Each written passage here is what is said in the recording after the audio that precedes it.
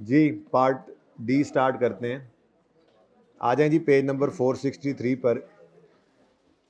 एक क्वेश्चन हमने किया था, क्वेश्चन 5, एग्जाम्पल 5 आपको याद होगा।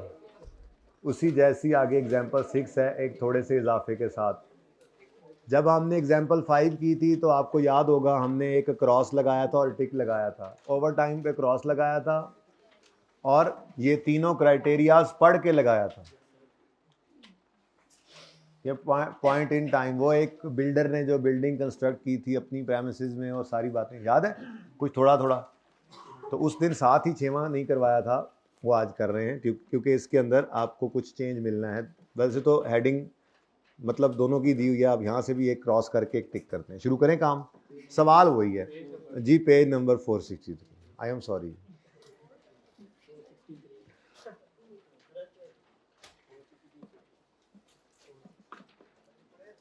An entity is developing a multi-unit residential complex, residential plaza बना रहे हैं। A customer enters into a binding sale contract with the entity for a specified unit that is under construction. Same question है, आगे जाके थोड़ा change आना है। The contract inception is January X 8. Price of one unit is 3 lakh 30 lakh. Expected date of completion and possession is 31 December X 9। वही सारा सवाल same है, आपको याद भी आ रहा होगा। The entity year end is 31 December. Construction is 60% complete. ये 60% मैंने आपको आता धोखा होता है, जैसे पिछले एग्जाम्पल 5 में धोखा साबित हुआ था। हम अपना क्राइटेरिया लगाएंगे, अगर उन 3 में से कोई क्राइटेरिया मीट कर गया तो फिर ये रेलेवेंट है, और अगर नहीं किया तो फिर ये काट देना है आप।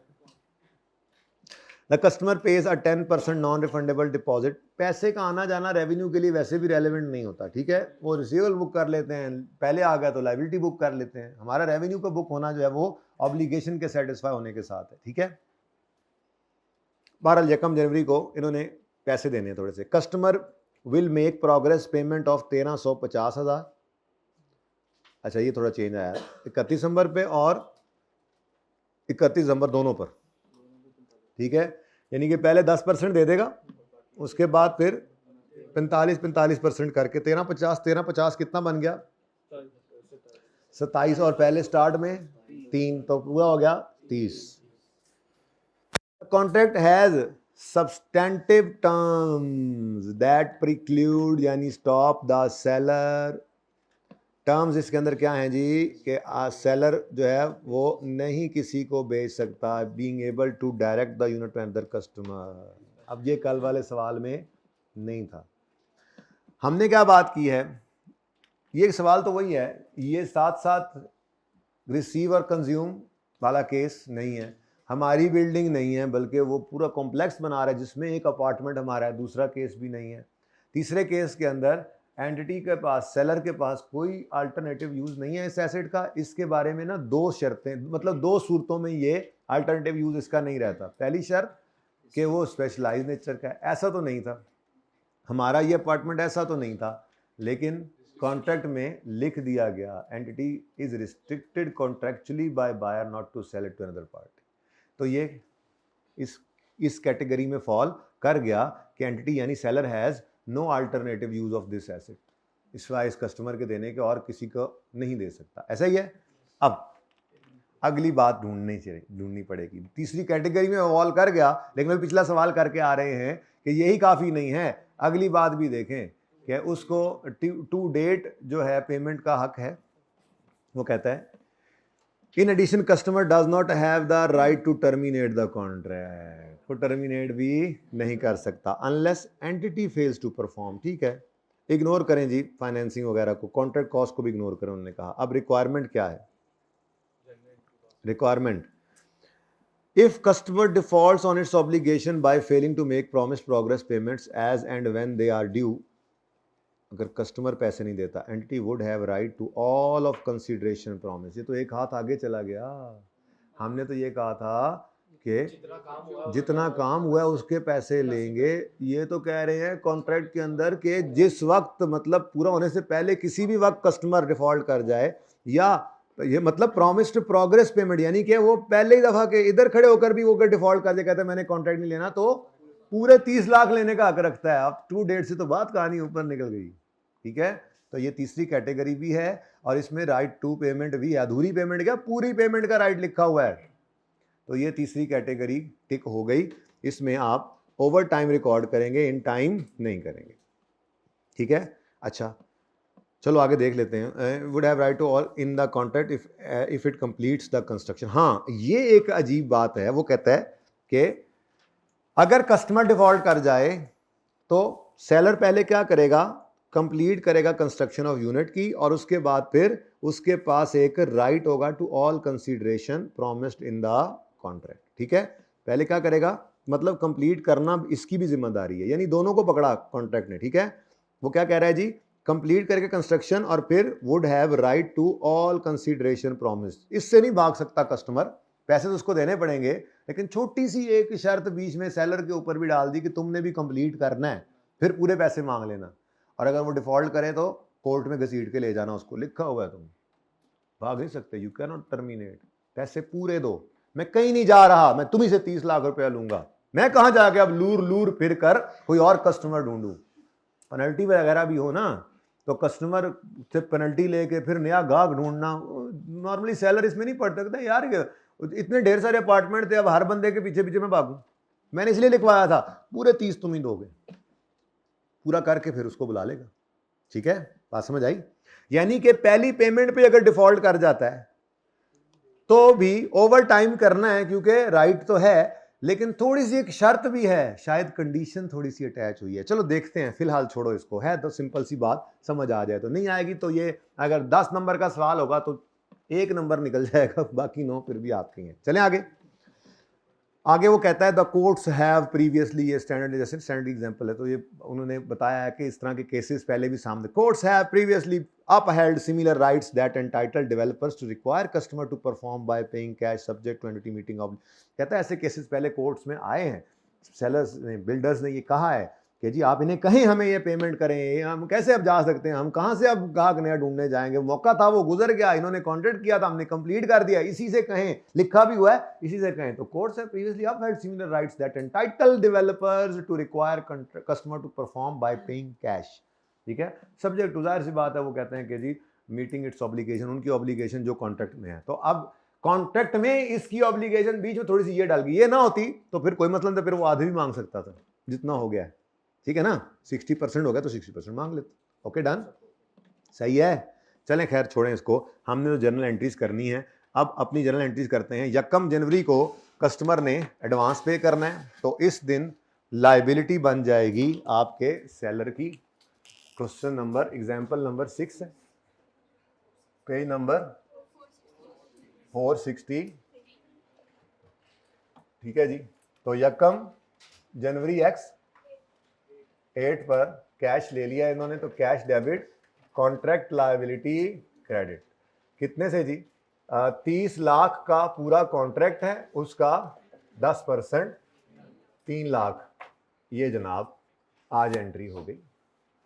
अब डिसीजन क्या हम ले चुके हैं कि इधर रेवेन्यू को ओवर टाइम बुक कर सकता है, तो आज इस 60% को आप लगा लें सीने से, ये आपके बड़े काम की चीज़ है। कितने गया, मैंने लब भी नहीं देखा, ये 60% कंप्लीट। 31 दिसंबर X8 आया तो आपका, यानी कि मैं वो कर लेता हूँ, वो जो काम हम करते होते थे, याद करें आप, हम यूँ करते थे जी, PNL बनाते थे 31 दिसंबर X8 के लिए, तो हम कहते थे जी रेवेन्यू, यहाँ पर परसेंटेज ऑफ कंप्लीशन निकालते थे, तो परसेंटेज ऑफ कंप्लीशन सवाल के अंदर गिवन है कितनी, तो हम यहाँ कहते थे जी पूरा रेवेन्यू इनटू 60%, ये बुरा नहीं है, पूरा है, पूरा बुरा व्याड़ी, अच्छा जी।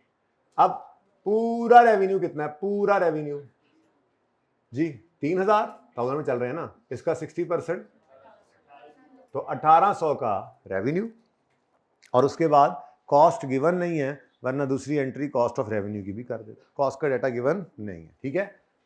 तो पहले तो इसकी एंट्री कर लेते हैं 31 दिसंबर X8 पर, आप स्टेप बाय स्टेप चलें। 31 दिसंबर X8 पर 60% रेवेन्यू बुक कर सकते हैं, प्लस एक बीच में और फनकारी भी डाल दी ICAP ने, इसने स्टैंडर्ड ने अपनी एग्जाम्पल में, ₹1350 31 नंबर 8 पर वो कैश भी देगा, प्रोग्रेस पेमेंट। ठीक है, तो स्टेप बाय स्टेप चलते हैं, वन बाय वन देखते हैं फिर क्या होता है। अब सबसे पहले तो आपने रेवेन्यू बुक कर लेना है जी। तो रेवेन्यू क्रेडिट कितने से? 1800 से। सामने है कोई नई चीज? वो बहुत पुरानी सफर बहुत पुराना शुरू हुआ है ना, अब तो इसमें मसला नहीं है, पता लग जाता है फौरन। ठीक है, अच्छा उसके बाद अब कैश भी वो ले आया। कैश कितना लाया जी? 3000 का 45%, वैसे उसने दिया भी हुआ था 1350। अब ये एंट्री मैच नहीं कर रही, कितना फर्क है? अच्छा 450 डेबिट साइड पे आना, तो पहले इसको उड़ा दो। देखना जरा इधर ध्यान से, अब स्टेप बाय स्टेप देखो बेटा, इधर देखो देखो इधर देखो, आराम से बाद में नोट करना। सबसे पहला स्टेप, रेवेन्यू हमने रिकॉर्ड किया, उसके बाद ये 60% रेवेन्यू रिकॉर्ड कर लिया। अब देखना है कितना कैश आया है, तो कैश 1350 आया। अब हमने जो समझो हमने जो चीज डिलीवर कर दी है 1800 की, उसके अगेंस्ट अभी हमें आए कितने हैं? 1350। अब डेबिट साइड पे 450 का फर्क, ऐसे ही है। तो फिलहाल की क्या चीज पहले डेबिट कर लें? इसको डेबिट कर लेते हैं, तो कॉन्ट्रैक्ट लायबिलिटी डेबिट हो गई। ठीक है जी, अब कितना बचा? अब ये जो 150 है, ये 150 जो है ये आपका बैलेंसिंग है, बैलेंसिंग ऐसा ही है, डेबिट साइड पे आ रहा है ना। अब यहां पर आप लिख रहे थे रिसीवेबल, और सही लिख रहे थे, सही, बिल्कुल सही, रिसीवेबल ही लिखते हैं जैसे सवालों में लिख कर आए हैं। लेकिन यहां पर एक छोटा सा मसला इस सवाल के अंदर ये पड़ा, जो मैं यहां पे येलो करके गया था, येलो के entity would have right to all consideration, entity would have right to all consideration सिर्फ उस सूरत में when it completes the construction of unit. अब कंस्ट्रक्शन ऑफ यूनिट कंप्लीट होगी तो इसका अनकंडीशनल राइट होगा, till then this is conditional. आप बिल्कुल सही कह रहे हैं, यहां रिसीवेबल आना चाहिए था। अगर ये लाइन ना होती तो रिसीवेबल ही आता, जैसे पहले सवालों में आ रहा था। क्या करें हम, अब क्या करें? चीज ज्यादा डिलीवर कर दी है, पैसे आज तक कम आए हैं, तो बाकी भी रिसीवेबल है। लेकिन छोटी सी शर्त बीच में आ गई कि इसका अनकंडीशनल राइट कब एस्टेब्लिश होगा? जब पूरा यूनिट बना लेगा। तो आर्जी तौर पे इसको अब फिलहाल हमें कहां पे रखना पड़ेगा? अच्छा, अब ये जो छोटी सी बात है, ये जिसको पर्चे में समझ नहीं आएगी, तो एक चीज सिर्फ ये 0.5 मार्क या लेट्स से या 1 नंबर होगा, कट जाएगा यार। बाकी सब के नंबर पूरे मिलने हैं, आगे भी सारे नंबर पूरे मिलने हैं, इस गलती के से आगे नंबर नहीं कटने। लेकिन समझ आ गई बात, सबको समझ आ गई ना? रिसीवेबल जैसे पिछले सवाल से पहले करवाया, रिसीवेबल होना चाहिए। क्यों?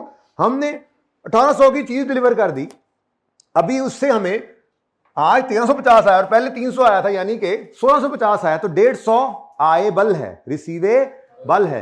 लेकिन अगर ये अनकंडीशनल हो तब रिसीवेबल है। इस स्टैंडर्ड ने ये भी तो जब डाली हुई है एक, कि आपका अगर राइट अनकंडीशनल है तो रिसीवेबल, और अगर कोई कंडीशन लगी हुई है तो फिलहाल आर्जी तौर पे है, ये भी रिसीवेबल, लेकिन आर्जी रिसीव मतलब आर्जी तौर पर इसको आप कॉन्ट्रैक्ट एसेट में रखो, जब कंडीशन मीट कर लो तो फिर रिसीवेबल में ले जाना। अब मसला क्या था कि उन्होंने क्या कहा है कि the entity would have right to all consideration, consideration पर, सारी कंसीडरेशन पर राइट कब बनेगा? सारी के लिए एंटाइटल्ड है, लेकिन कब? जब कंप्लीट कर लेगा। तो क्या 31 नंबर एक्स केड़ा है, एक्स 8 पर पहले साल के एंड पर क्या ये कंप्लीट कर चुके हैं? तो ये रिसीवेबल ही था, लेकिन थोड़ी देर, थोड़ा सा 1 साल के लिए इसको कॉन्ट्रैक्ट एसेट में रखना पड़ेगा। ठीक है, गॉट इट। अब अगला साल आया, कोई ऐसी गड़बड़ नहीं हुई और आपका काम तमाम हो गया। काम तमाम हुआ तो काम तमाम होता था तो आप कहते थे जी P&L, मिसाल के तौर पे मैं दोबारा ऐसे कर रहा हूं, डायरेक्ट निकालने में से कि तो आपकी जरा पिक्चर वही बन जाए, ताकि X9 आया। अब रेवेन्यू तो सारा बुक होगा क्योंकि कंप्लीट हो गया ना, इसमें से कितना बुक हो चुका तो कितना मजीद बुक करोगे। अब यहां पे हम परसेंटेज वगैरह नहीं लगाते थे, याद आया कुछ? ये 2-3 दिन हम खपते रहे थे इस पे। ठीक है, तो 31 दिसंबर X9 पर खड़े होकर आपने रेवेन्यू बुक करना है। अब बाकी का रेवेन्यू बुक करना है ना, ओवर टाइम बुक कर रहे थे। और 5वें सवाल में क्या किया था हमने? 5वें सवाल में हमने पहले साल में कोई रेवेन्यू बुक नहीं किया था, शायद कॉस्ट ऑफ रेवेन्यू आपने, वो कॉस्ट गिवन नहीं थी इसलिए कोई एंट्री नहीं की थी, और दूसरे साल में इकट्ठा ही रेवेन्यू बुक किया था। ठीक है ना, लेकिन यहाँ पे ओवर टाइम कर रहे हैं तो बकाया रेवेन्यू कितना? 1200 बुक किया। अब इस दिन भी कैश आया है मेरे बच्चों, कैश कितना आया? 3000 का 45% कैश आ।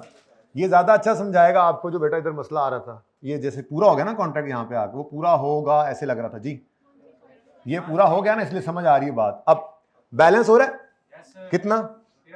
नहीं, इधर 150। अब ये 150 क्या है? हाँ, वो जो आप वहीं आर्जी तौर पे कॉन्ट्रैक्ट एसेट बुक किया था, वो कंडीशन मीट हो गई तो रिसीवेबल नहीं बनना, अब कैश ही आ गया, उसने पूरा कर दिया इसको। ठीक है, तो ये कॉन्ट्रैक्ट एसेट अब आप क्या कर दें, लेकिन क्लियरली पर्चे में लिखना है बैलेंसिंग क्या निकालते रहे आप। ठीक है, तो ये भी बैलेंसिंग ही है वैसे आप, हाँ यही ठीक है, यही बैलेंसिंग। ठीक है, तो यहाँ पर आपने बैलेंसिंग निकाला और यहाँ पर भी यही बैलेंसिंग आ गया, तो ये जनाब आपका सवाल खत्म। उधर ही रखें कैमरा, बच्चों को देखने दें, ऑनलाइन वालों को भी, बाकी आप भी देख लें, सवाल है तो पूछ लें। ये चावल थी बीच में थोड़ी सी, वरना तो ये सवाल ही ना होता, करवाने की जरूरत नहीं थी, जैसा तो हो गया था। अब ये मसला है ना, आपको दूसरा सवाल करा के ये होमवर्क में देते, घर पे बैठे आप इससे लड़ रहे होते, तो हो गया ना, बस यहीं पे प्रैक्टिस होगी, पक्का हो गया, बस ठीक है। अगेन मैं कहूंगा एक पॉइंट छोटा सा, इसकी समझ किसी को ना आए तो कोई बात नहीं, सारा सवाल आपका सही होगा, उसमें तो आप मैक्सिमम क्या करेंगे, मैक्सिमम गलती क्या करेंगे, रिसीवेबल बुक कर लेंगे, कोई बात नहीं, आधा नंबर कट जाएगा, बाकी सब मिल जाएंगे। ले आए जी कर देते हैं जी रिपीट भाई, साडा केड़ा बिल आ जाना है जी। जेड़ा 300 एडवांस आया था, ठीक है, ईयर एंड पर 1800 का रेवेन्यू बुक कर लिया और 1350 का कैश आ गया। 300 पहले आया हुआ था, टोटल 1650 हमने डेबिट कर लिया, लेकिन सर्विस तो मतलब चीज तो डिलीवर कर दी है। अब बाकी यही 150 क्या है, रिसीवेबल है। ये रिसीवेबल ही था अगर ये येलो लाइन ना लिखी होती। वो कहता है कि the entity would have right to all consideration, कि इनका राइट टू कंसिडरेशन, पैसे, राइट टू रिसीव कब एस्टेब्लिश होगा, अनकंडीशनल कब होगा, अभी कंडीशन है इसका राइट, और ऑल कंसिडरेशन प्रॉमिस्ड जो है वो कॉन्ट्रैक्ट में, वो कब होगा एस्टेब्लिश, जब कंप्लीट करेंगे वो यूनिट। तो 31 दिसंबर के ऊपर क्या ये यूनिट कंप्लीट हो गया 8 में, तो इसलिए अभी तक ये कंडीशन लगी हुई थी, वो मीट नहीं हुई, तो ये कंडीशनल राइट है, अनकंडीशनल राइट नहीं बना, तो आर्जी तौर पे इसको कॉन्ट्रैक्ट एसेट कर दिया। बाकी कोई मसला नहीं है, अगर इसको मैंने तो कहा आप गलती से रिसीवेबल कर भी जाए तो ठीक है, बात समझ आ गई। अब इधर आकर ये कॉन्ट्रैक्ट एसेट जो होता है ना, इससे पैसे नहीं आते, ये आर्जी तौर पर आता है और फिर चला जाता है। तो यहां पर आया, यहां पर क्यों चला गया, क्योंकि यहां पर आपने कंडीशन मीट कर दी, मकान पूरा कर दिया, तो कैश भी आ गया, वैसे तो लड़ाई हुई कोई नहीं, ठीक है, तो फिर आपका अनकंडीशनल राइट खत्म, कंडीशन खत्म हो गई, तो ये अब आपका अनकंडीशनल राइट बन गया, तो वो साथ ही रिसीव भी हो गया। ये होता ना कि यहां पर कैश ना आया था तो ये सारा रिसीवेबल बन जाता, तो आप फिर कहते देखा कंडीशन सेटिस्फाई हो गई, तो ये कंडीशनल खत्म करके अनकंडीशनल बना रही है, लेकिन वो उस दिन कैश ही आ गया तो डेटर बने नहीं, वो ठीक है, ठीक है।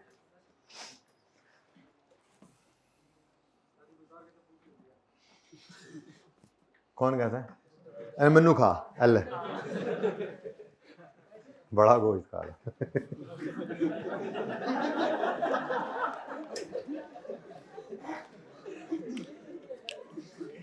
हाँ, तो छोटा गोश्त कहूँ खुद को, मैं ऐसे ही तो हूं नहीं ना, अब क्या करें अच्छा जी, अहम बात, अहम ऐलान, कपास के काश्तकारों के नाम अहम पैगाम।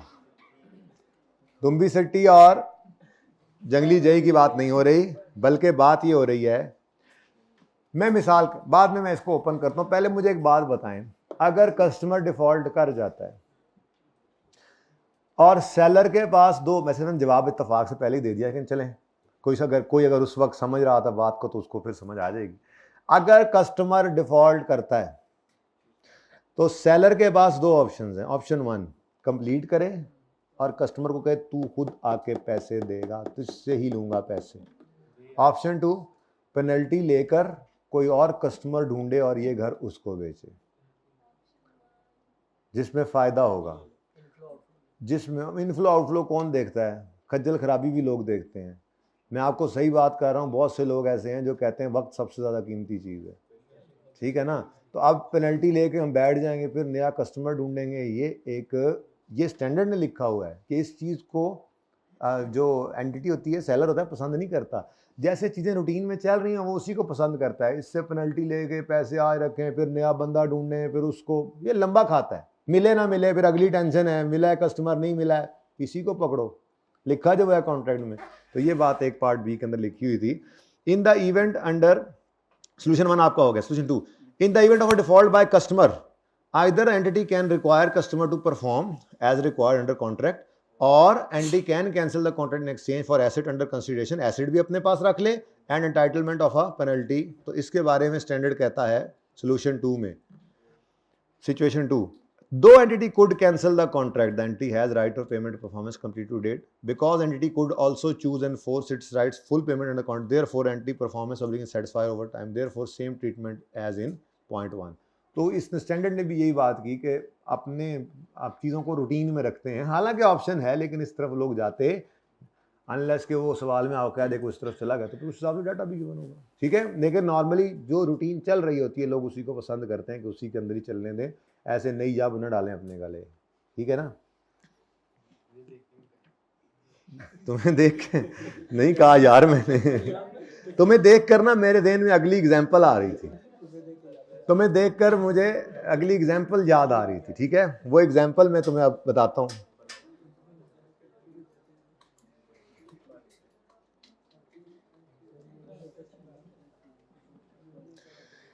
लो जी, शहरयार की शादी का मौका आ चुका है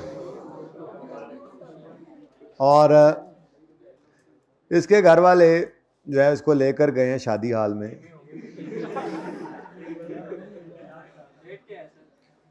अभी नहीं बतानी है आपने, जिस दावत देनी है खुद ही दे लेगा, मैं क्यों बताऊं आपको ये बात। तो 1 जनवरी को शहरयार के घर वाले जो है इसको साथ लेकर गए हैं दिखाने के ये है दूल्हा। यकीन अभी कर लो, बाद में ये ना हो तुम इसको घुसने ही ना दो, तो जरा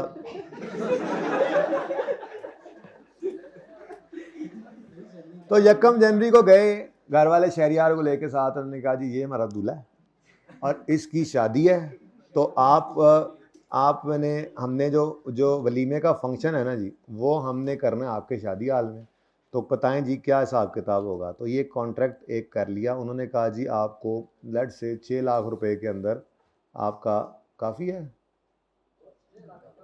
वलीमा है ना, वलीमा है, हम सब ने जाना नहीं है, क्या आता है और कर लो, चलो 6,50,000 कर लो, ये तुम्हारे लिए अलग डाला है मैंने, ठीक है। अच्छा सुनो सुनो सुनो, ये ओरिजिनल कॉन्ट्रैक्ट है, ठीक है, ये क्या है, ओरिजिनल कॉन्ट्रैक्ट है। और ये कॉन्ट्रैक्ट करके घर वाले अब निकलने लगे होटल से, इसके भाई हैं, इसके वाले साहब साथ, तो इसको देख, मैनेजर यूँ देख रहा है इसको देख के कहने लगा वैसे अगर आप कहें ना तो हमारे पास दूल्हों का भी ब्यूटी पार्लर है,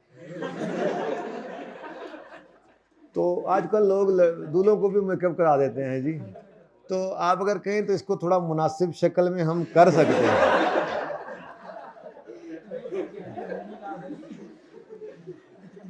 घर वालों ने कहा हम सोच के बताते हैं। घर आके आपस में भाइयों ने वाल साहब से मशवरा किया, सही कहते सन, कारी लइए थोड़ा। तो जाकर इन्होंने मेकअप का कॉन्ट्रैक्ट किया नंबर 2। अच्छा अब सुनो सुनो यार बेटा, अहम बात है प्लीज। वैसे तो उन्होंने कहा वैसे तो हम 50,000 में एक दूल्हा तैयार करते हैं, लेकिन चूंकि आपके दूल्हे का खाने का भी सिस्टम यहीं पे ही चल रहा है, तो आपको 10,000 रुपए में हम ये दूल्हा तैयार कर देंगे, हालांकि हमें पल्ले से पड़ना है, ये जितना काम इस पे होना है। अब स्टैंडर्ड ये कहता है कि ये बज़ाहिर 2 नजर आने वाले कॉन्ट्रैक्ट्स एक ही है, ये 2 कॉन्ट्रैक्ट्स नहीं है, ये एक ही कॉन्ट्रैक्ट है। हाँ, इसमें शादी हाल वालों की ऑब्लिगेशंस 2 हैं, एक फंक्शन दूसरा मेकअप, एक फंक्शन दूसरा मेकअप, ठीक है। मतलब आपने जब ये कॉन्ट्रैक्ट 2 नहीं है कि आप अलग अलग इनको लेकर चल रहे हो, इसका सवाल जब आएगा, वैसे अभी तक मेरे ख्याल में आया नहीं, आई थिंक, या शायद एक बार देखता हूं अभी, नहीं है मेरे ख्याल। बहरहाल इसको कहते हैं कॉन्ट्रैक्ट कॉम्बिनेशन। क्या कहते हैं जी? कॉन्ट्रैक्ट दो, बजाहिर दो या दो से ज्यादा नजर आने वाले कॉन्ट्रैक्ट्स को कंबाइन करके स्टैंडर्ड कहता है एक कॉन्ट्रैक्ट समझो। जब दोनों कॉन्ट्रैक्ट्स या सेम डेट पर या ऑलमोस्ट सेम डेट के ऊपर हों, ये नहीं कि यकम जनवरी को ये कॉन्ट्रैक्ट हुआ है और 6 महीने बाद जाके मेकअप का कॉन्ट्रैक्ट हो रहा है, तो ये नहीं, ठीक है, कि उसी दिन या करीब करीब, बिल्कुल करीब उसी दिन के करीब ही दूसरा कॉन्ट्रैक्ट भी हो रहा है और दूसरे कॉन्ट्रैक्ट की प्राइस पहले कॉन्ट्रैक्ट की वजह से हिल रही है, मतलब ये पैकेज दिया गया है। क्या कह रहे हैं इसको, कि ये दो बज़ाहिर दो या ज्यादा वाले कॉन्ट्रैक्ट्स हैं जो एक ही डेट के करीब, मतलब डेट करीब करीब है इनकी, और ये दोनों कॉन्ट्रैक्ट्स एज अ पैकेज आपको अवेलेबल किए गए हैं। तो स्टैंडर्ड कहता है फिर ये दो नहीं है, ये एक ही है। हाँ, इस एक कॉन्ट्रैक्ट के अंदर ऑब्लिगेशंस दो हैं, एक है फंक्शन और दूसरा मेकअप। तो स्टैंड अलोन प्राइस में वो कहेंगे जी हाँ जी, और जी फंक्शन तो हम इसमें करते हैं लेकिन दूल्हा हम करते हैं 50,000 में तैयार, ठीक है, तो ये बन गया 7 लाख।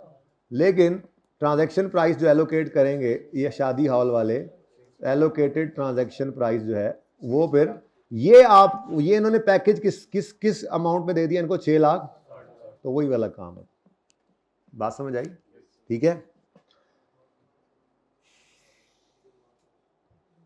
6,60,000 ये ऐसे निकला है, 650 जमा 10, ठीक है शहरी, okay. Go and kill the waves. बता दो फिर कितना कितना आया ये फंक्शन इनका, ये शादी हाल वालों की काउंटिंग है, तुम आए तो सिर्फ थोड़ी सी बस, तुमसे तो पैसे लेने हैं हमने, ठीक है, हम में शादी हाल वाले, ठीक है, मेरा स्टाफ, मैं खुद, हम सब जी। एड्डा अनराउंड फिगर जी, 4714। अब पता है क्या होना था, अगर इनको दो अलग अलग कॉन्ट्रैक्ट समझते तो क्या होता, सारे का सारा डिस्काउंट मेकअप को ही एलोकेट हो जाता, जबकि ऐसा तो नहीं है। मेकअप की प्राइस इस वजह से कम है कि फंक्शन पहले उन्होंने यहीं पर करवाया है, ठीक है। तो मतलब कंडीशनल वाली बात यहाँ पे नहीं लिखी हुई, बस सादा बात है कि दो बज़ाहिर दो अलग नज़र आने वाले कॉन्ट्रैक्ट्स को आप एक माने, कॉन्ट्रैक्ट स्टैंडर्ड एक मानेगा अगर ये दोनों करीब करीब हुए हों और एक की प्राइस दूसरे की प्राइस पैकेज के तौर पर आपको अवेलेबल की गई हो, ठीक है। इसको ऐसे आप यूं कर लें, एक बात है, इसको यूं कर लें, क्वेश्चन और सॉल्यूशन बना लें। ओ भाई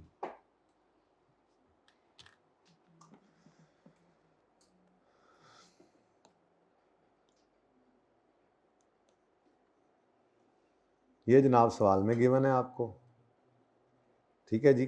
सवाल में उन्होंने बता दिया इस तरह से दो कॉन्ट्रैक्ट्स हैं, अलग अलग डेट्स हैं, ये जनाब आपका क्वेश्चन बन गया, और स्टैंड अलोन प्राइसेस भी सवाल में आपको गिवन है।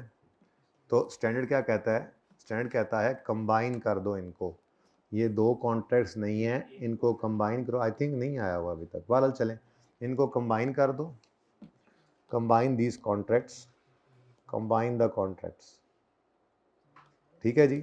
तो ये कॉन्ट्रैक्ट कम्बिनेशन, ये हमारा एक कॉन्ट्रैक्ट के अंदर एक पॉइंट रहता था, हमने कॉन्ट्रैक्ट पढ़ा था ना, तो उसके अंदर हमने कॉन्ट्रैक्ट के अंदर कहा था कि अब कॉन्ट्रैक्ट के क्राइटेरिया 5 हैं, और छठी बात लिखी हुई थी अगर कोई ऐसा क्लॉज पड़ा हो कि कोई भी टर्मिनेट कर सकता है विदाउट कंपनसेशन टू अदर, तो ये कॉन्ट्रैक्ट नहीं है। उसके बाद हमने कहा था अगर कॉन्ट्रैक्ट ख़राब भी हो तो, याद आ रही हैं ये बातें, इनको थ्योरेटिकली इन पॉइंट्स की फॉर्म में याद रखना है, और थ्योरी फिर आपने पढ़नी भी है एक दफ़ा, जब आप कॉन्ट्रैक्ट्स वाला पढ़ के आइएगा, कल भी मैं थोड़ी बहुत पढ़ाऊँगा भी सही साथ, ठीक है। तो क्या बात कर रहा था, हाँ, कॉन्ट्रैक्ट ख़राब निकल आए तब भी रेवेन्यू बुक हो सकता है। अगर एक केस था एग्जीक्यूशन ही पूरी हो जाए और पैसे पूरे आ जाए, नॉन रिफंडेबल हो। दूसरा कॉन्ट्रैक्ट टर्मिनेट हो जाए और एडवांस लिया हुआ नॉन रिफंडेबल हो। याद आ रही हैं बातें, उन्हीं के अंदर आगे देखेंगे तो ये बात लिखी मिलेगी आपको, कॉन्ट्रैक्ट मॉडिफिकेशन, ठीक है। तो कॉन्ट्रैक्ट मॉडिफिकेशन पढ़ते हैं जी आप, यहाँ तक हम पढ़ चुके थे, ये देखें, ये होली अनपरफॉर्म्ड, अगर उसके अंदर कोई टर्मिनेट का, याद आ रहा है, तो इससे आगे वाली बात ये रहती थी। इससे आगे की जो बातें हैं ये देखो इसकी समरी पड़ी हुई है। उससे आगे ऐसी ना टूट फूट कर बातें कर रहे थे, लेकिन अब ना चीज़ें जो है जुड़ना शुरू हो गई हैं, ख़त्म हो गई हैं। देखिए इससे आगे वाली बातें हमने जो है वो की हुई हैं, तो इस तरह से अब कहानी चल पड़ी है। जो अब रही सही चीज़ें हैं वो अब खात्मे की तरफ, अब ये अपने खात्मे की तरफ चल पड़ा है स्टैंडर्ड। तो मैं तो कहता हूँ कि पहले आप, हाँ ये मॉडिफिकेशन की आपने समरी पढ़ी थी, ये मैंने यहाँ से नहीं पढ़ाई थी इसलिए टिक नहीं हुई। मॉडिफिकेशन याद है? मॉडिफिकेशन जब जब गुड सर्विसेज डिस्टिंक्ट हो, अब तो डिस्टिंक्ट का पता लग गया आपको, और प्राइस जो एडिशनल गुड्स की है वो स्टैंड अलोन हो तो ट्रीट एज सेपरेट, और जब गुड सर्विसेज डिस्टिंक्ट हो लेकिन स्टैंड अलोन प्राइस ना हो तो treat as termination of existing और क्रिएशन ऑफ न्यू। याद आ रही है बातें? 3 सवाल किए थे एक दिन आकर, चौथा वैसे ही भी एक्स्ट्रा भी किया था, ठीक है। और तीसरा है एडिशनल गुड्स ही डिस्टिंक्ट नहीं है, तो हमने कहा था कि इसको एग्जिस्टिंग कॉन्ट्रैक्ट का पार्ट समझो और एडजस्टमेंट को ऑलरेडी रेवेन्यू रिकॉर्ड किया उसके अंदर भी करो, ठीक है। हाँ उस जगह जाके करने की जरूरत नहीं है, बस अगले दिन खड़े होकर उस रेवेन्यू के adjustment as a change in estimate आप डाल देते हो, ठीक है। तो ये हमने कर लिया था, बस मैंने कहा था कि यहाँ से पढ़ लें, पता नहीं आपने घर पे पढ़ा था या नहीं। आगे काम सारा हमने किया हुआ है, सारी हमने यही एग्जाम्पल्स की थी, ठीक है ना।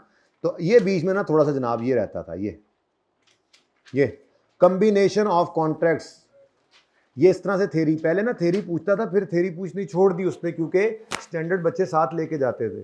फिर पिछली बार से उसने स्टैंडर्ड से साथ ले जाना बंद कर दिए, तो आप फिर दोबारा से थेरी पूछ सकते हैं। जैसे आपको क्वेश्चन नज़र भी आए होंगे, what are the criteria of identification of contract as per IFRS 15 में 5 क्राइटेरिया, ठीक है। वो बात लिख सकता है कि if the contract does not meet criteria of if a contract does not meet the criteria specified by IFRS 15 does revenue still be recorded, तो उसके अंदर 2 सिचुएशन 2-3 नंबर की दे सकता है, ऐसी बात पूछ सकता है वो, आपको पता है, अपने अल्फाज में लिख देंगे, ठीक है। तो कॉन्ट्रैक्ट मॉडिफिकेशन हम पढ़ रहे हैं, पहले एग्जाम्पल पढ़ेंगे। ये जनाब हमारी एग्जाम्पल है, The contracts are negotiated as a package, function plus makeup with a single commercial objective। Objective तो यही है ना, फंक्शन का भी ऑब्जेक्टिव यही है, और भाई फंक्शन हो या मेकअप हो, ऑब्जेक्टिव क्या है? इसको मगरों लाने का, ठीक है, इसके ब्याह का, इसकी शादी का। तो आपका ये जो 2 कॉन्ट्रैक्ट्स हैं ये निगोशिएट हुए as a package with a single commercial objective, ठीक है। एक और एग्जांपल भी पढ़ें आप, यहां पे किताब में भी लिखी हुई है, क्या? डेवलपर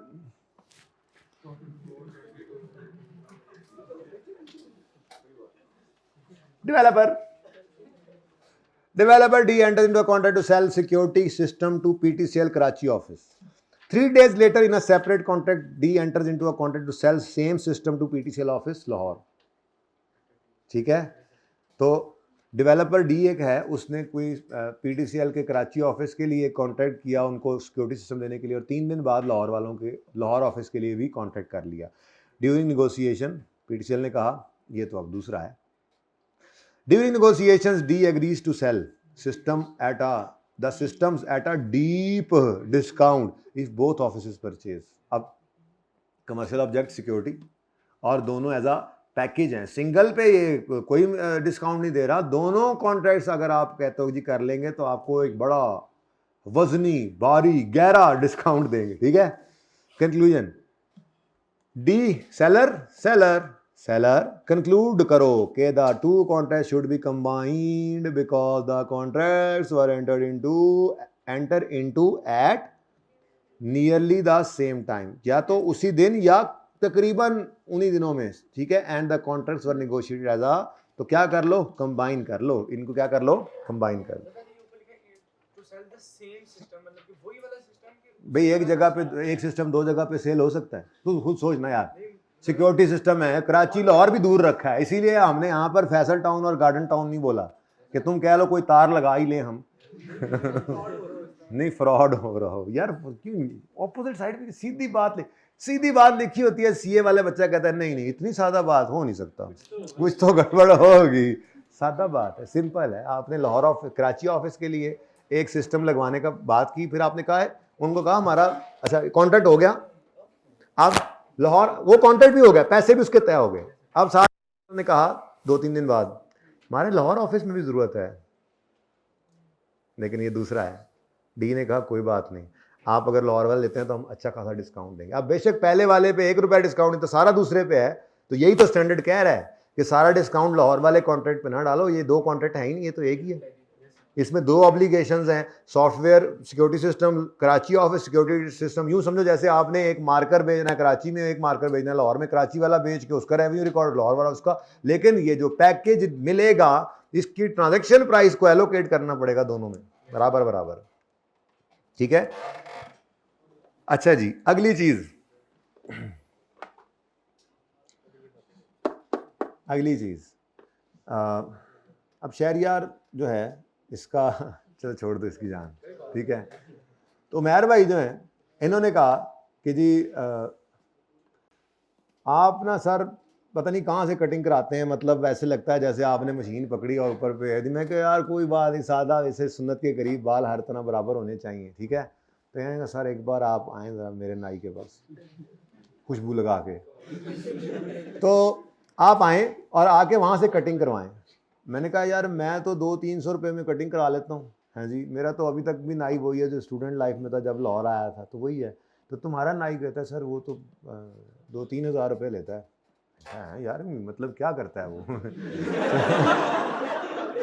खैर चलो, मुझे भी थोड़ा इश्तियाक हुआ और मैंने देखा चलो चलते हैं। लेकिन लेकिन लेकिन लेकिन लेकिन लेकिन मैंने वहां जाके उस नाई से कहा, एक मिनट पढ़ लवा जरा मैंने उससे कहा कि देख भाई अब भी बच्चा ये मेरा स्टूडेंट है मेरा, ठीक है। अब जाहिर है मेरे साथ आया तो उसके पैसे तो अब बड़े भाई को देने पड़ेंगे, क्या कर सकते हैं आप, ठीक है। लेकिन तुम इससे पैसे ठीक है जो इसकी कटिंग के लेते हो वही ले लेना, लेकिन जब इसकी कटिंग मैं देखूंगा ना तो मुझे अगर पसंद आई तो फिर मैं अपनी कटिंग के तुम्हें भी इतने 3-4 हज़ार 5 जो भी कहता है यही दूंगा, वरना मैंने वही 200-300 रुपये ही देने हैं। अब क्या सर आसिफ अच्छा बिरयानी वाली बात की तरफ चले गए हो, पढ़ो जरा। Marriage hall enters into a contract for a seminar to be held by PTCL for foreign clients. 3 days later, marriage hall entered into a separate contract for seminar to be held by PTCL for local clients to be held in December. The consideration of this contract depends on performance of first contract. कहते हैं कि जरा हम देख लें आप कैसा function करते हैं, फिर हम लोकल्स वाला भी यहीं पे करेंगे, तो फिर कंसीडरेशन उसी हिसाब से तय होगी। मैं देख लूं तुम कैसी कटिंग करते हो, करते क्या हो तुम, उसके बाद फिर मैं अपने पैसों की जो है मैंने सिर्फ खत कराना है बस, ठीक है, मैं उसके पैसे फिर तय करूंगा। तो सर ने कहा ये 2 कॉन्ट्रैक्ट नहीं है, ये 2 कॉन्ट्रैक्ट नहीं है, नाई सेलर है, नाई ये 2 कॉन्ट्रैक्ट नहीं है, ये एक ही कॉन्ट्रैक्ट है, क्योंकि consideration to be paid in one contract depends upon price या परफॉर्मेंस ऑफ अदर कॉन्ट्रैक्ट। तो इनको भी क्या कर दो, कंबाइन कर दो, तुम्हारी 2 ऑब्लिगेशंस हैं, उमैर की कटिंग और उमैर का खत इत्तेफाक से सेम नाम है, माजरत बच्चा सामने यही आ गया सी। चलो तो conclusion, Marriage Hall concludes that 2 contracts should be combined because contracts are entered into nearly at the same time and consideration of one contract depends on performance of other contract। तो ये भी क्या कर लो, 2 को मिलाकर 1। तो पहला क्या केस बना था कि contracts as a package negotiate हुए। अब ये देखो ना ऐसे negotiated as a package single commercial objective, यहां पर कंसीडरेशन डिपेंड्स ऑन परफॉर्मेंस लिखे ज्यादा अच्छा समझ आएगा, प्राइस ऐसे ही कंफ्यूज करेगा, ऑन परफॉर्मेंस, ठीक है। और तीसरा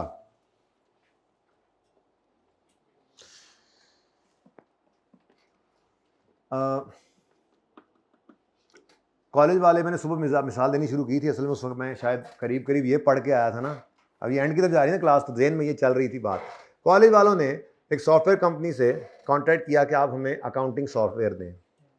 उन्होंने एक बनाया जो सॉफ्टवेयर था वो जो है वो उठा के दे दिया, होटल मैनेजमेंट का सॉफ्टवेयर, ठीक है।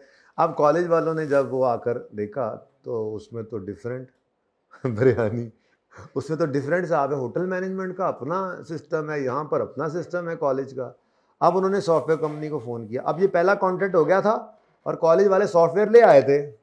अब दूसरा कॉन्ट्रैक्ट हुआ जिसके अंदर कॉलेज वालों ने उनको फ़ोन करके ये कहा कि जी आप आएँ और इस सॉफ्टवेयर को आप हमारे कॉलेज के आईटी इन्वायरमेंट में चलने के काबिल करें। अब आप खुद बताएं कि क्या ये कस्टमाइजेशन ऐसी है कि जैसे बस जा रहे हैं तो यार रंग नीले से काला कर दें या काले से कोई भी कर ले, हमारे अपने आईटी वाले भी कर लें।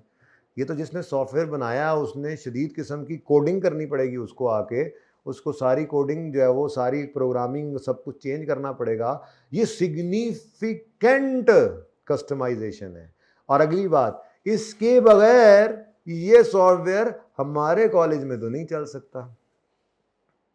तो फिर स्टैंडर्ड आगे बढ़ा और उसने कहा तुम कहते हो ये 2 कॉन्ट्रैक्ट्स हैं, हालांकि पहले कॉन्ट्रैक्ट वाला सॉफ्टवेयर चल ही नहीं सकता जब तक दूसरे कॉन्ट्रैक्ट वाली कस्टमाइजेशन ना हो। अच्छा अगेन बात वही है, करीब करीब होना चाहिए इनको भी, ठीक है, मैं देख लूँ ज़रा, मतलब उसने वैसे बात की नहीं है, खैर चलें, लेकिन होना करीब करीब चाहिए यहाँ पर भी, क्योंकि ये जनरल बात है, ठीक है, ये करीब करीब 2-3 दिन बाद ही हमें ख्याल आया, तो हमने कहा कस्टमाइज़ कर दें। तो स्टैंड ने कहा आप क्या कहते हैं, पहला कॉन्ट्रैक्ट अलग दूसरा अलग। अच्छा कॉलेज वालों को नहीं कहना उन्होंने तो सॉफ्टवेयर डेवलपर को पकड़ना है।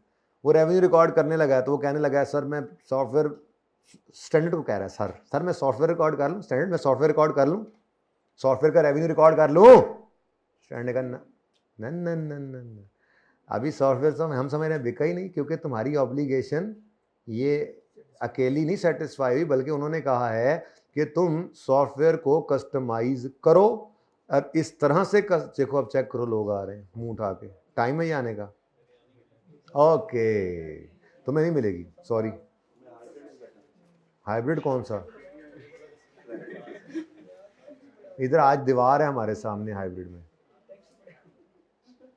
खड़े हो जाओ जरा, खड़े हो जाओ, ये चेक करें जी आप बाहर, हम सुबह 7 बजे से पढ़ रहे हैं। तालियां तालियां, शर्म आ रही है?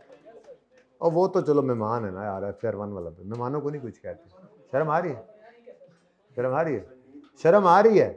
बैठ जाओ फिर। अच्छा कहाँ थे यार हम? आज शहरी की शादी भी हो गई, आज पता नहीं क्या मेकअप भी हो गया, आज तुम बहुत लेट हो गए हो, सब कुछ मिस हो गया तुम्हें, वलीमा शलीमा। अच्छा सुनो भाई, मैं बेहोश हो जाना है, सुनो तेज लगा के आए। अच्छा सुनो भाई, बात ये हो रही थी, हाँ मैं ये कह रहा था कि सॉफ्टवेयर डेवलपर कह रहा है भाई इधर मैंने सॉफ्टवेयर डिलीवर कर दिया, 3 दिन बाद मैंने नया कॉन्ट्रैक्ट किया, सॉफ्टवेयर का रेवेन्यू मैं बुक कर लेता हूँ, और जब कस्टमाइजेशन करूंगा उसके पैसे अलग से तय होंगे, उसका रेवेन्यू तब बुक कर लूँगा। स्टैंड ने कहा रुक जाओ, सॉफ्टवेयर का रेवेन्यू बुक कर लूँ, सॉफ्टवेयर वाली ऑब्लिगेशन तब तक सेटिस्फाई नहीं होगी जब तक वो उनके चलने के काबिल ना हो कॉलेज में, और वो तब तक नहीं चल सकता जब तक तुम्हारी ये कस्टमाइजेशन ना हो। तो मेरे दोस्त सॉफ्टवेयर डेवलपर, ये तो 2 कॉन्ट्रैक्ट नहीं है, ये एक ही कॉन्ट्रैक्ट है, बल्कि उसने इससे भी आगे बढ़कर कहा ये एक कॉन्ट्रैक्ट मैं इसलिए कह रहा हूं क्योंकि ये ऑब्लिगेशन, ये परफॉर्मेंस ऑब्लिगेशंस 2 नहीं एक ही है, और वो है सॉफ्टवेयर का कॉलेज के आईटी इन्वायरमेंट में चलना। चल ही नहीं सकता जब तक तुम कस्टमाइजेशन ना करो। तो बात समझ आई? तो ये तो 2 ऑब्लिगेशंस भी नहीं है, तो एक ऑब्लिगेशन है, तुम आज सॉफ्टवेयर डिलीवर कर भी दो तो तुम तब तक रेवेन्यू रिकॉर्ड नहीं करोगे जब तक कस्टमाइजेशन करके उनके काबिल ना करो। अब वो अगली बात है कि वो 3 क्राइटेरिया लगेंगे, इन टाइम या ओवर टाइम, लेकिन ऑब्लिगेशन एक है। जैसे अभी ये थोड़ी देर पहले नहीं कि हमने डिलीवर आ हाउस, ऐसे ही डिलीवर आ सॉफ्टवेयर एक विद कस्टमाइजेशन। अब वो अगला 3 क्राइटेरिया डालेंगे उसमें कि ये ओवर टाइम या इन टाइम रिकॉर्ड करना है, तो उस हिसाब से रूल्स होंगे। पढ़ो। A software company enters into a sale of an accounting software to customer B। ठीक है जी, कस्टमर बी कौन है जी? कॉलेज है, कॉलेज, ठीक है। 3 days later in a separate contract separate, आज हम कंबाइन कर रहे हैं contracts, S agree to provide consulting services to significantly customize the software to function in B's IT environment। Conclusion, S determines that the 2 contracts should be combined because they were entered into at nearly same time with the same customer and the goods or services are a single performance obligation। उसने तो बात ही खत्म कर दी, कहा contract को combine क्यों करो, क्यों करो, क्यों करो, क्यों, ये पैकेज है, ये पैकेज है और 2 ऑब्लिगेशंस हैं। क्या इसकी परफॉर्मेंस जो है, इसकी प्राइस जो है वो दूसरे की परफॉर्मेंस पे डिपेंडेंट है? और 2 है ही नहीं, 1 2 कर रहे थे पहले 2 में, कह रहे थे कि आपकी पहला क्या था, हाँ कमर्शियल ऑब्जेक्टिव सेम है लेकिन ऑब्लिगेशन 2, दूसरे में क्या कह रहे थे कि एक की परफॉर्मेंस पर दूसरे की प्राइस जो है वो डिटरमिन कर रही है, लेकिन एक दो बोल रहे थे, यहां पे हम कह रहे हैं एक दो है ही नहीं, एक ही है, ऑब्लिगेशन एक है, और वो क्या है, सॉफ्टवेयर का इनके। तो ये आगे एग्जांपल, ठीक है, ये as determines that two contracts should be combined because they enter into nearly and contract are a single performance obligation, ठीक है। तो तीसरा केस क्या बना फिर, कब कॉन्ट्रैक्ट को कंबाइन करेंगे, गुड्स और services are promised in a contract are a single performance obligation. तो तीन सिचुएशन बनी जब हम कॉन्ट्रैक्ट को कंबाइन कर सकते हैं। हम क्या पढ़ रहे थे, कॉम्बिनेशन ऑफ कॉन्ट्रैक्ट्स, ठीक है। तो कब दो या दो से ज्यादा कॉन्ट्रैक्ट को हम कंबाइन करके एक कर लेंगे, तीन सिचुएशन है। नंबर वन, जब दो या दो से ज्यादा कॉन्ट्रैक्ट एक ही बंदे के साथ तकरीबन एक ही वक्त में हो और वो as a package with single commercial objective हो। ये तो बात कॉमन होगी ना कि ये कॉन्ट्रैक्ट जो है वो एक ही बंदे के साथ हों और करीब करीब टाइम में हो। ये साइड पे कर दो। अब तीन सिचुएशन है। नंबर वन, जब वो as a package with single commercial objective हो, तो वो दो नहीं एक ही है लेकिन ऑब्लिगेशंस दो हैं। दूसरा, जब एक की परफॉर्मेंस पर दूसरे की प्राइस डिटरमिन हो रही हो, तब भी ये दो नहीं एक ही कॉन्ट्रैक्ट है, हाँ ऑब्लिगेशंस दो हैं। उसके बाल काटने हैं, मेरा खत करना है, ठीक है, बाल भी कट गए, खत भी होगा, तुम लेट हो गए। तीसरा, ये है ही एक ऑब्लिगेशन, तो दो कॉन्ट्रैक्ट्स नहीं है, ये तो एक ही कॉन्ट्रैक्ट है और उसमें परफॉर्मेंस ऑब्लिगेशन भी। अब वो अलग बात होती है बेटा, आगे जहां पर दो ऑब्लिगेशंस हैं या एक है, वो फिर अब रूल रेवेन्यू रिकग्निशन के रूल्स अपने हैं, वो क्राइटेरिया लगाकर हम उसी हिसाब से रिकॉर्ड कर रहे होते हैं, ठीक है। तो इसको जरा अच्छा यहाँ लिख लें थोड़ा सा, ये मैं लिख देता हूँ, ये जरा क्लियर नहीं कर रहा, इसको आगे लिखो। That the goods in the contract are a single performance obligation because seller is providing significant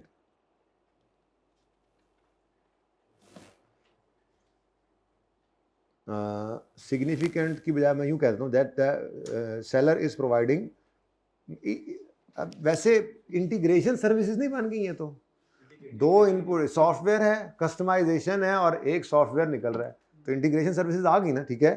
providing integration, अब आपको क्या पता, ये तो डिस्टिंक्ट वाला कॉन्सेप्ट है, ठीक है, वो भी हमने पढ़ लिया आज। Integration, providing integration services and these inputs कौन कौन से inputs, the software plus customization, these inputs are giving a combined output जो कि एक कस्टमाइज्ड सॉफ्टवेयर होगा कॉलेज के आईटी एनवायरनमेंट में चलने के काबिल, ठीक है।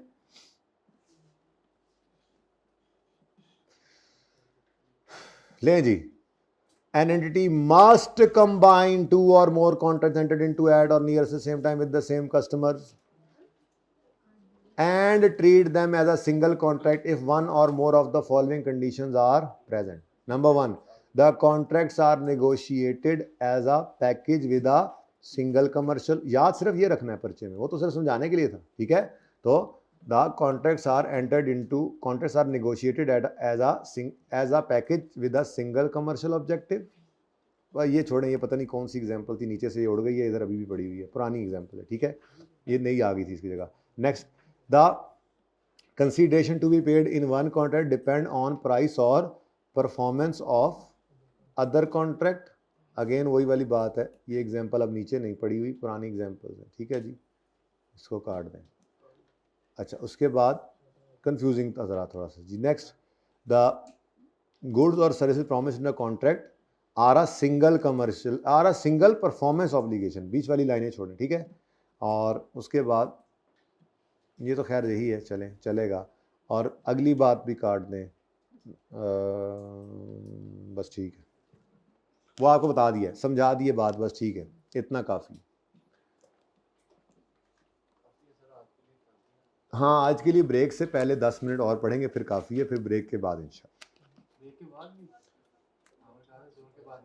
नहीं, मैंने उसके कहा है आपको आना है, मैंने तो ये कहा है कि ब्रेक के बाद, जोर के बाद 2 दफ़ा नहीं आना, ये कर लेते हैं एक ही बार, घंटा सवा पढ़ के छुट्टी दे दूँगा, ठीक है। दिल तो कर रहा है कि आज पढ़ाई जाऊँ, आप आज एक आप हैं एक मैं हूँ, बस तुम तो चुप कर जाओ, तुम इधर ही बैठना है, तुमने शाम को 9 बजे तक। टाइम पूरा करके जाना है। जो सुबह से हम आए हैं ना, मैं यहाँ पे कह के जाऊँगा बाहर गार्ड को कि इसको नहीं जाने दें, बंद करके से बिठाओ ये।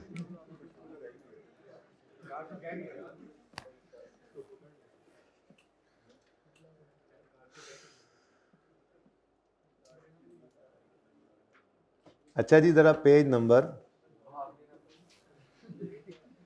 क्या क्या कह रहा है, क्या कह रहे हैं? कॉलेज से बाहर नहीं निकलना चाहिए। नहीं वो तो ठीक है, तुम्हें को डर है कि ये बाहर आ गया तो सही नहीं होगा। नहीं, मैं अगर है मतलब बता दो मुझे, मैं कह दूंगा गार्ड को।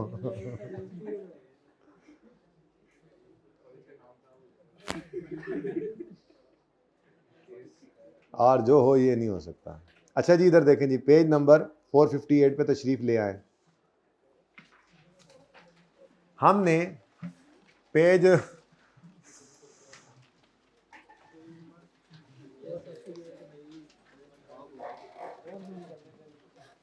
और होता नहीं है जूम, मैं सीट पे आके बता देता हूं आपको पेज नंबर।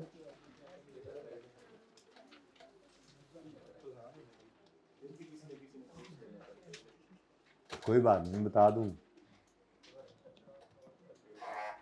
अच्छा जी, एनी देर पढ़न तो बाद एनजी हो जाता है बंदा। चलो शुक्र है नमाज की बरकत से ज़रा ब्रेक अच्छी होगी, थोड़ा सा है। बयानी भी खा लेना, फिर 1:45 पे शुरू कर देंगे क्लास। भाई ज़रा पता करें, असगर को बुलाएं ज़रा। नहीं वो फिर मैं ही चाह रहा हूँ ना कि अभी बस पढ़ाओ तो आने में 1:45 तक नमाज प्लस वो कम हो जाएगा, बस बुलाएं ज़रा जल्दी से। अच्छा जी, यहाँ पर हमने जो क्राइटेरिया पढ़ा है वो क्राइटेरिया किसके लिए है कि परफॉर्मेंस ऑब्लिगेशन ओवर टाइम कब सेटिस्फाई होगी और रेवेन्यू ओवर टाइम कब रिकॉर्ड होगा, ऐसे ही है। पॉइंट इन टाइम का हमने कोई क्राइटेरिया नहीं पढ़ा, क्राइटेरिया होता भी नहीं है basically. Point in time revenue record होना है, ऑब्लिगेशन जब पॉइंट इन टाइम ट्रांसफर हो जानी है, उसका क्राइटेरिया नहीं, उसकी कुछ इंडिकेटर्स स्टैंडर्ड ने बताए हुए हैं, जो पेज नंबर बड़ा सा भी किया हुआ था यहाँ पर 458 पे, ठीक है। वो जनाब क्या हैं, वो ये हैं कि एंटिटी हैज, हाँ भाई पॉज करें जरा। अच्छा जी, अगर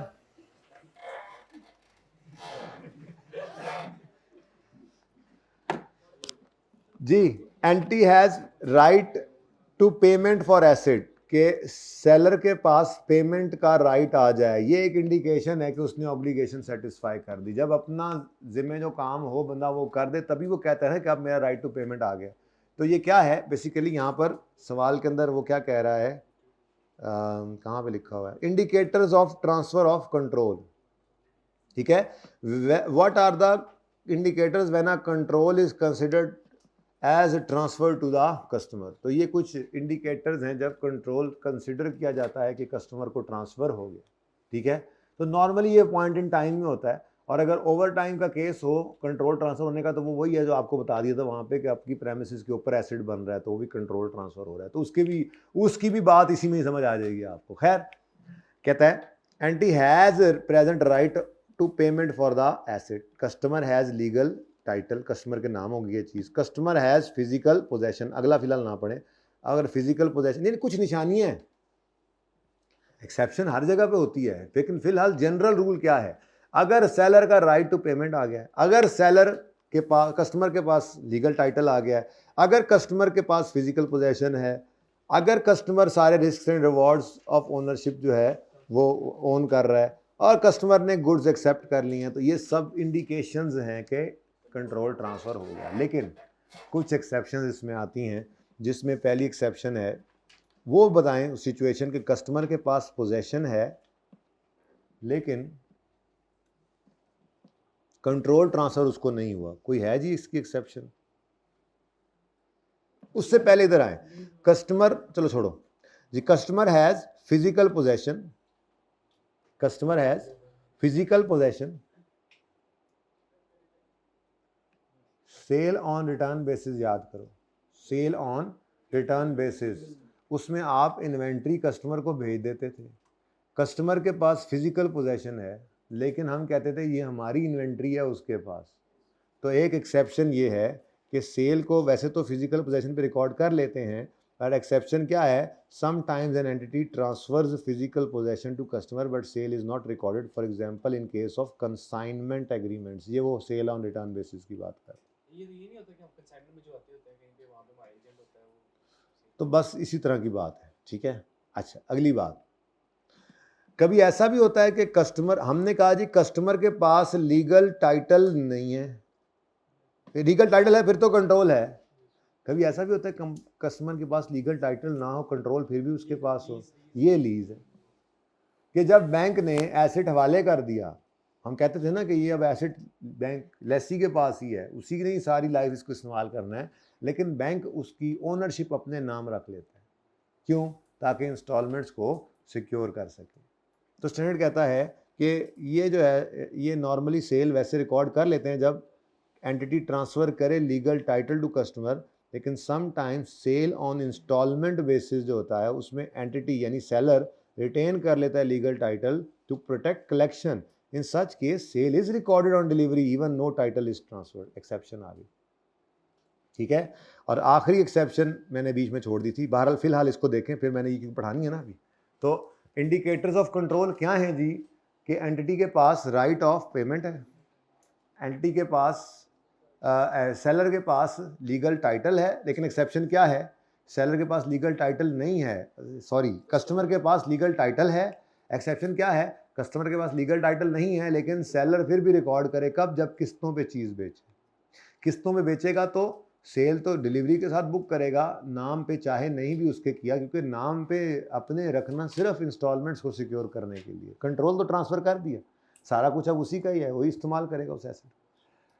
तीसरा काम क्या है जी, फिजिकल पोजेशन जब कस्टमर के पास हो हम कहते हैं तो कंट्रोल उसको ट्रांसफ़र हो गया। हमने कहा कभी ऐसा भी हो सकता है कि फिजिकल पोजेशन कस्टमर के पास ना हो, कस्टमर के पास फिजिकल पोजेशन है लेकिन फिर भी कंट्रोल ट्रांसफ़र नहीं हो। हमने कहा हाँ हाँ, जब हमने अमानत के तौर पे चीज़ें रखवाई थी, ठीक है। और लास्ट है customer has accepted the asset या रिस्क एंड रिवॉर्ड उसको ट्रांसफ़र हो गए। तो ये बिल्कुल भी याद करने वाली कोई ख़ास बात नहीं है, इन सिचुएशंस को जहन में रखना है बस, कोई बात पूछ ना ले इस तरह से, एमसीक्यूज़ में आ सकती हैं, ठीक है। वो एमसीक्यूज़ के अंदर इनमें से 2 लिख कर 2 कोई और चीज़ें लिख दे और फिर उसमें वो कह दे 1 to 2 2 to 3 सही है गलत है, ऐसा हो सकता है, ठीक है। तो पता होना चाहिए, ओके। अच्छा, अब एक चीज़ रह गई इसके अंदर, वो क्या है जी, bill and hold arrangement. Bill and hold arrangement जो है ये मैंने भी पढ़ाना है आपको। 1:15 हो गया तो क्या करें, अभी तो क्या करें, अभी तो वो पता है आपको देर हो गई है थोड़ी सी।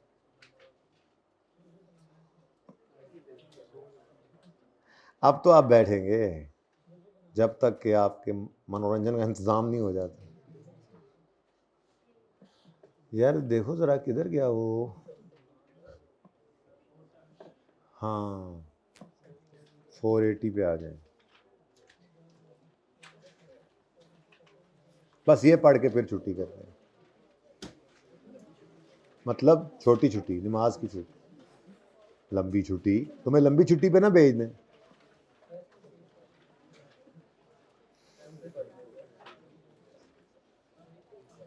बच्चों ये एग्जाम्पल ज़रा पढ़ें, मैं ज़रा साह ले लूँ। और पेज नंबर दसो है नानू कोई, पेज 480, पेज 480, पेज 480।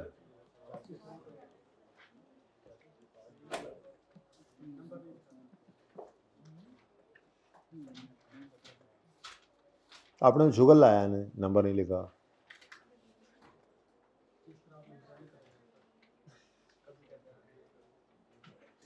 तुम ना खाना आए तो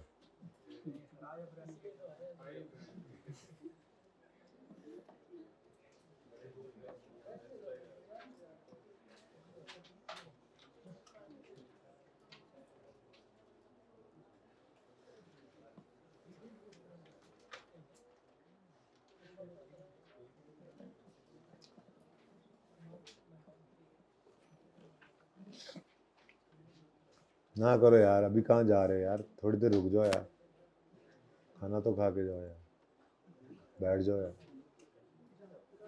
जल्दी आ जाओ, कुछ करना है जो जाना है।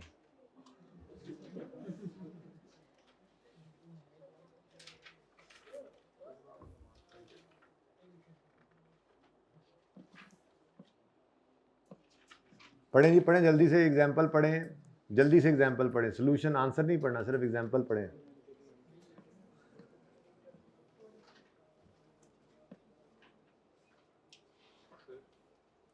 सर ये जो हमने मशीन वाला न्यूमेरिकल भी सोल्व किया था इससे पहले वाला, उसमें था कि जब तक आप 20 मिनट नहीं बना लेते तब तक आप रेवेन्यू नहीं बुक कर सकते। सर यहाँ भी तो कंडीशन ही है कि जब तक आप कंप्लीट नहीं कर लेते तब तक आप, क्या चीज़? ये जो सर ये कंस्ट्रक्शन वाला किया था सर मैंने।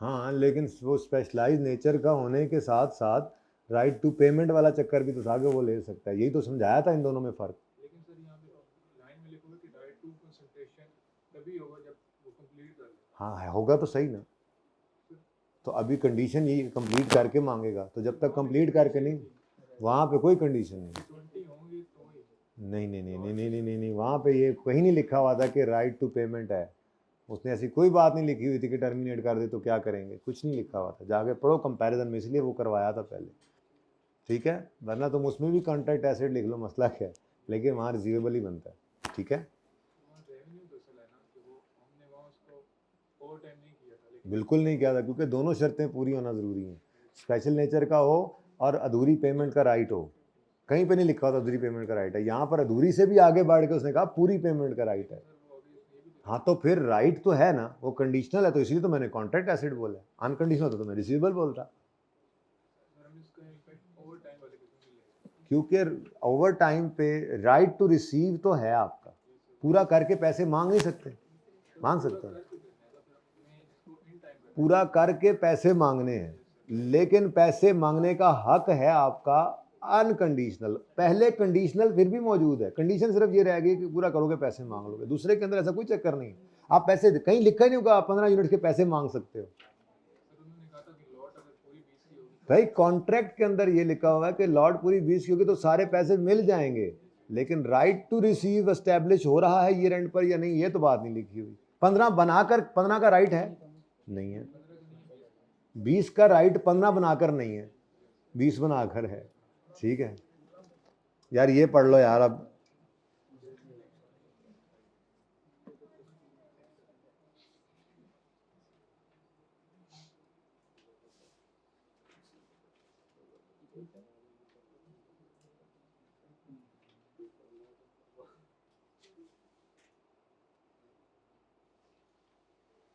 जी पढ़ा सारा। NNT enters into a contract with the customer on Yekam January X 8 for sale of a machine and spare parts। यार कभी कभार ऐसा होता है ना, जैसे मिसाल के तौर पे क्या नाम है इसका, वजाहत जो है या पेपरों के लिए घर पे गया हुआ था, तो ये पढ़ रहा था बैठा, जाहिर है सारा सेशन पढ़ा नहीं, तो आखिरी महीने में अब ज़्यादा पढ़ना पड़ रहा है, तो पढ़ते पढ़ते पढ़ते पढ़ते रोज़ वापस ये कहीं नहीं जाता था, खैर एक दिन वो मस्जिद से नमाज पढ़ के वापस आया, अभी पढ़ नहीं बैठा था, वालदा ने कहा जाओ ज़रा घी का डब्बा ले आओ, दुकान पे गया घी का डब्बा लेने, तो दुकान पे उसको याद आया कि आगे कौन आइसक्रीम मिलती है, तो ज़रा मैं वो भी खा लूँ, बड़े दिनों बाद निकला हूँ अभी मार्केट में, तो सामने घर के सामने मस्जिद है, तो आगे आना जाना होता कहीं नहीं था। अब इसने वो डिब्बा जब ख़रीद लिया था दुकानदार से, वो दुकानदार के ही काउंटर पे रखवा दिया। अब स्टैंडर्ड दुकानदार पे लगता है ना, तो स्टैंडर्ड दुकानदार को क्या कह रहा है कि तुमने ये डिब्बा बेच दिया, तुमने ये डिब्बा बेच दिया, तुम इसकी सेल बुक कर लो। अब उसने कहा वजाहत ने, भाईजान ज़रा ये 2-3 घंटे पड़ा रहे, मैं ज़रा घूम फिर के ही आऊँगा। उसने कहा फ़ी घंटे के हिसाब से 10 रुपये चार्ज करूँगा किराया, क्योंकि मुझे इसकी एहतियात भी करनी पड़नी है। नहीं, हंसने की बात नहीं है, अगर वो ऐसा कर रहा है तो वो कर सकता है, क्योंकि उसने सेल कर दी थी, अब उसने कस्टोडियन सर्विसेज देनी है, उसने अब हिफाजत करने के पैसे अलग लेने हैं। तो स्टैंडर्ड कहता है कि आपने बिल करके होल्ड किया है, बेच दिया है और फिर उस डिब्बे को होल्ड कर लिया है। लेकिन इस एग्जाम्पल को और आसान कर दिया गया। इस एग्जाम्पल के अंदर सिचुएशन क्या है कि मशीन और स्पेयर पार्ट्स बेचने का कॉन्ट्रैक्ट किया, ठीक है, करीबी है ये फैक्ट्री जहाँ पे मशीन बननी है, manufacturing time of machine and spare part 2 साल लगेंगे, मशीन बननी है ना भाई, मशीन बननी है, स्पेशलाइज हमारे ऑर्डर के मुताबिक, तो मशीन बननी है और स्पेयर पार्ट्स भी बनने हैं 2 साल में। Upon completion of manufacturing, entity demonstrates that machine and spare parts meet the agreed upon specification. The promised transfer machine and spare parts are distinct. ठीक है, कंप्लीशन पर वो कहते हैं कि जी ये मशीन हमारे हिसाब से ही है, और ये 2 ऑब्लिगेशंस हैं। 31 दिसंबर X9 पर, यानी 2 साल पूरे होने पर कस्टमर ने 5 मिलियन मशीन के पे किए और स्पेयर पार्ट्स के भी पेमेंट सारी कर दी, but only takes physical possession of machine. बाकी स्पेयर पार्ट्स अभी उसने वहीं रख दिए। अब ये क्या हैं? ये 2 ऑब्लिगेशंस हैं, उन्होंने कहा है ना 2, मशीन और स्पेयर पार्ट्स। यहाँ पे आके फंस गए। मशीन तो डन होगी, स्पेयर पार्ट्स सेल हो गए या नहीं हो गए? हो गए हैं, सेल हो गए हैं। वो कहता है 80% 5 का जो है वो 80% 5 बिलियन का जो है वो एलोकेट करना है मशीन को, रिमेनिंग 20 स्पेयर पार्ट्स को। Although customer inspect and accept the spare parts, customer request the spare parts to be stored at entities यानी sellers warehouse because it is in close proximity. साथ वाली factory ही उस बंदे की थी जिसने ये मशीन और ये स्पेयर पार्ट्स बनाए। हमने मशीन तो ले ली, जाके इंस्टॉल करनी है, लेकिन हमने उस सेलर से रिक्वेस्ट की कि यार ये यहीं पड़ा रहे, हमें जब ज़रूरत पड़ेगी, साथ ही तो हमारी फैक्ट्री है, हमारे पास जगह नहीं है, अपने पास चीज़ को रख लो, हमारी अमानत है, बस इसको ज़रा अलग करके रख दो, इसके ऊपर हमारा नाम रख दो, हमें जब ज़रूरत पड़ेगी हम आके यहाँ से उठा लिया करेंगे। बेहतरीन, कोई मसला नहीं, पर यहाँ पे रखने का ज़ाहिर है 2 साल अब उसने रखना है, हिफाजत करनी है, एहतियात करनी है, तो कस्टोडियन सर्विसेज देनी है, तो फिर उसने क्या करना है? उसने इसके चार्जेस लेने हैं, तो बिल्कुल कोई मसला नहीं है। अब स्टैंडर्ड ये कहता है कि भाईजान मशीन आपने बेच दी है, स्पेयर पार्ट्स आपने बेच दिए हैं, हाँ बेच दिए हैं, बस स्पेयर पार्ट्स को आपने होल्ड किया है। इस होल्ड करने का किराया आप लेंगे, ये अलग कहानी है। ये सेल बुक कर लो जिस दिन आपने उसको बुलाया और कहा ये तैयार हैं, इन्हें चेक करो, उसने चेक किया, आपने उसको रेडी टू डिलीवर अलग करके रख दिया। उसने कहा ठीक है, मैंने एक्सेप्ट किया, यही है मेरे, अलग पड़े हैं, इनको आप ज़रा मेरे बिहाफ पे होल्ड करने का, ठीक है, ये आपके हुए, अब इनको रखने का किराया मैं लूँगा, ले लें, ठीक है। तो इसको कहते हैं bill and hold. The customer has legal title of spare parts and the parts can be identified as belonging to customer, अलहदा होकर पढ़ने मैंने कहा, ठीक है। Furthermore the entity stores the spare parts in separate section, उन्होंने भी अलग से करके रखे था, किसी के साथ मिक्स ना हो, of its warehouse and parts are ready for immediate shipment, जब भी कहे एकदम तैयार है, कोई चक्कर ही कोई नहीं, ठीक है। The entity expects to hold the spare parts for 2 to 4 years and entity does not have ability to use spare parts direct to, वो कहता है कि जी आपने अब ये कस्टोडियन सर्विस 2 से 4 साल तक रखने और किसी और को दे भी नहीं सकते, ठीक है, कब उनको किस चीज़ की ज़रूरत पड़ जाए। द एंट्री विल रिसीव 15,000 पर month from customer as custodial charges, तो रिक्वायर कर रहे हैं जी एवेल्यूएट अबव सिचुएशन। तो 5 स्टेप्स के अंदर इसको कहा गया आइडेंटिफाई कॉन्ट्रैक्ट, और 3 ऑब्लिगेशंस हैं, एक machine, spare parts, custodial services.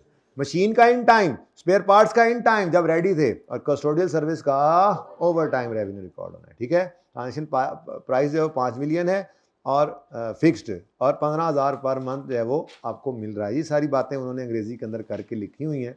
Allocate करो इनको, अलग अलग करो, 4 मिलियन और स्पेयर पार्ट 1 मिलियन के, और ये तो वैसे ही अलग उसने बता दिया। रेवेन्यू रिकॉर्ड करना है मशीन का at a point in time, spare parts का पॉइंट इन टाइम, और कस्टोडियल सर्विस का ओवर टाइम। जी बोले।